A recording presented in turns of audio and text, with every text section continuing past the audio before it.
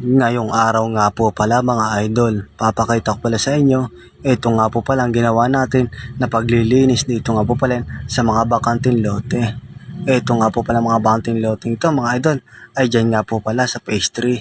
Ito nga po pala mga idol, kung mapapansin nyo, yan nga po pala bakanting lote yan ay nasimulan na po natin na mag-grass cutter. Dahil nga po pala mga idol, sa sobrang init ng panahon, ay tumigil muna tayo.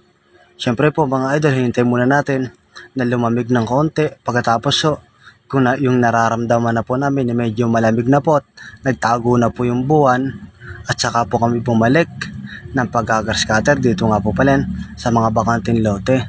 Dahil ay naman po namin mga idol na dahil sa sobrang init at baka po mamaya mapersa din yung grass cutter at uminit po yung makina, ay baka po mamaya masira din.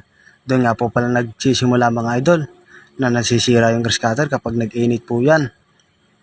Kaya kami po mga idol, bilang pong ginagamit namin yung grass cutter namin ginagamit, ay iniingatan po namin. Dapat po ang gamit ay minamahal din. Yan nga po pala mga idol, papakita ko sa inyo. Ito nga po pala ang pag-grass cutter namin dito nga pala sa mga bakanting lote. Pagkatapos nga po pala mga idol, ito na nga po pala yung kabuuan natin ginawa. Siyempre po mga idol, meron nga po pala dumayo dyan na umihi. Dyan nga po pala sa tabi. Dami-daming ihian dyan po mga idol. At dyan nga pala mga idol, dahil nga po pala sipag at syaga lang ating puhunan, dyan nga po pala mga idol sa may pastry. Malapit nga pala mga idol, dyan nga po pala sa may warehouse. Siya nga po pala mga idol, at hanggang dito na lang po. At maraming salamat po sa inyong mga nanood.